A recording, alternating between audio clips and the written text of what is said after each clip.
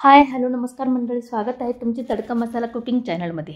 आज आपण करूया हिवाळा स्पेशल तिळगुळ पापडी, तीही माझ्या पद्धतीमध्ये। चला तर करूया मग।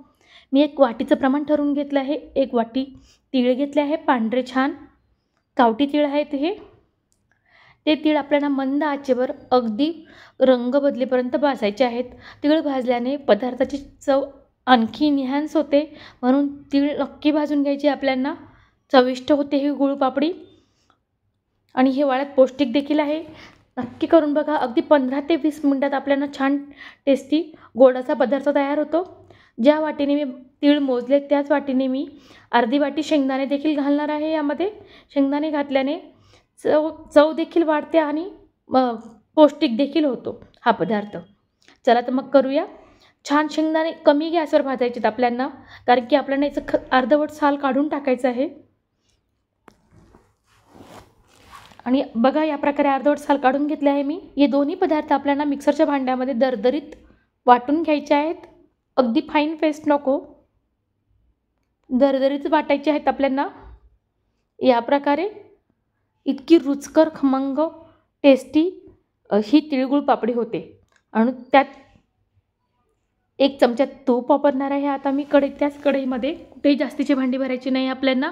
1 ते 1.5 चमचा मी तुपाचा घेतला आहे, गावरान तुपाचा। त्यामध्ये माझा सिक्रेट पदार्थ म्हणजे गव्हाचे पीठ। गव्हाचे पीठ टाकून आपल्याला अगदी आपल्याला आवडेल तसे गव्हाचे पीठ टाकू शकतात। साधारण वाटीने मोजल्यास त्याच वाटीने मोजले असतात। पाऊण वाटीलाही कमी गव्हाचे पीठ मी यामध्ये घालणार आहे। गव्हाच्या पीठाने गुळ पापडीला छान बाइंडिंग येतं, टेस्ट देखील एन्हान्स होते। त्यामुळे नक्की गव्हाचे पीठ वापरून ही गुळ पापडी करून बघा, तुम्हाला खूप आवडेल। तीळ, गुळ, शेंगदाणे आणि गव्हाचे पीठ हे सगळे पदार्थ पौष्टिक आहेत। शिवाय गावरान तूप देखील पौष्टिक आहे। मुलांना आपण चॉकलेटच्या ऐवजी अशी तिळगुळ पापडी हिवाळ्यात करून देऊ शकतात। मुलं आवडीने खातील आणि इतकी नरम होते की आपण म्हातारे माणसं सुद्धा आवडीने खातील। खूप मऊसत तयार होते ही तिळगुळ पापडी। बघा गव्हाचे पीठ देखील खमंग तुपावर आपल्याला भाजून घ्यायचं आहे, अगदी वास येईपर्यंत, खमंग वास येईपर्यंत। आता मी त्याच वाटीने गुळ देखील घेणार आहे। या प्रकारे 1 वाटी गुळ घेतला आहे आणि पाव वाटी मी यामध्ये साखर देखील वापरणार आहे। तर दुसऱ्या कढईत आपण गुळ टाकायचा आहे आणि त्याच वाटीमध्ये पाव वाटीला थोडा कमी मी साखरेचा देखील वापर करणार आहे। बघा या प्रकारे हे दोन्ही पदार्थ आपल्याला टाकायचे आहेत। हे दोन्ही पदार्थ वापरल्याने छान होते। आणि मी 1 चमचा तूप देखील यामध्ये वापरणार आहे। मऊ पापडी होते यासाठी तुपाचा कुठेही जास्त वापर केला नाही। बघा अगदी 2 चमचे तुपामध्ये आपली छान गुळपापडी तयार होते। आता आपल्याला हे गॅस चालू ठेवायचा आहे आणि गॅसची फ्लेम इथे मंदच करायची आहे। मंद गॅसवर आपल्याला थोडा एकत्रितपणे करून घ्यायचं आहे हे सगळं। तोपर्यंत मी ताटाला देखील ग्रीस करून घेते। ताटाला तूप लावून छान ग्रीस करून घ्यायचं आहे। ही प्रोसिजर लवकर करण्यासाठी ताट रेडी हवं आपल्याला। इथे गव्हाच्या पिठाचा देखील गॅस बंद केला आहे मी।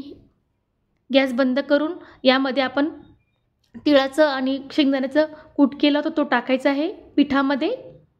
इथे गॅस वगैरे काही चालू नाही। बघा हे एकत्रितपणे करून घ्यायचं छान चमच्याच्या सहाय्याने।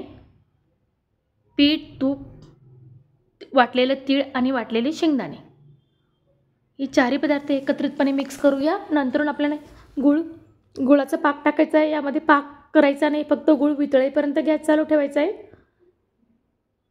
अगदी 15 मिनिटात छान कुसकुशीत चवदार मऊसूत गुळपापडी तयार होते। आता हे पदार्थ देखील एकत्रित झाले आहे। आता यामध्ये मी थोडं पाक होण्यासाठी, गुळाचं पाणी होण्यासाठी 2 ते 3 चमचे पाण्याचा वापर करणार आहे। पाणी टाकल्याने लवकर गुळ वितळतो, मेल्ट होतो गुळ लवकर, साखर देखील मेल्ट होते। अगदी 5 ते 7 मिनिटात छान पाक झालाय। बघा पाक करायचा नाही आपल्याला जास्त घट्ट। आणि गॅसची फ्लेम बंद करून आता यामध्ये आपण वाटलेलं तीळ आणि वाटलेले खोबरे टाकणार आहोत आणि गव्हाचे पीठ एकत्रितपणे केले ते सगळं टाकायचं आहे। इथे गॅस चालू नाही, मी गुळ वितळेपर्यंतच गॅस चालू ठेवला होता। आता हे सगळं मिश्रण एकत्रितपणे मिक्स करूया छान। एकत्रित झाले आपल्याला हे ताटामध्ये पसरवायचं आहे, नाहीतर कडक होऊन जाते.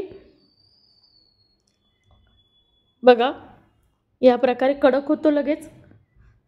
त्यामुळे ही प्रोसिजर लवकर करायची आहे आपल्याला. प्रथम आपण चमच्याच्या साहाय्याने सेट करूया, गरम आहे म्हणून. आता मला थोडी जाडसर वडी पाहिजे, त्यामुळे मी पूर्ण ताटभर पसरवत नाही. इथं तुम्हाला पातळ हवी असल्यास वडी तुम्ही पूर्ण ताटभर पसरवा. माझं ताट थोडं रिकामं राहिलं आहे. आता एका डिशला किंवा वाटीला आपण तूप लावून घ्यायचं आणि त्या डिशने आपण या पापडीवर छान एकसारखं करून घ्यायचं आहे. अगदी 5 मिनिटात कडक होते. अगदी होटाने खाऊ शकतो इतकी मऊ ही गुळपापडी तयार होते. तुम्ही या वड्यात नक्की ट्राय करून बघा. तसेच माझी रेसिपी कशी वाटली मला लाईक शेअर कमेंट करून नक्की सांगा. तसेच मी यूट्यूबवर नवीन असल्याने मला तुमच्या सपोर्टची गरज आहे. प्लीज माझ्या चॅनलला सबस्क्राईब करा. आपल्याला लवकरच 1000 सबस्क्रायबर पूर्ण करायचे आहेत.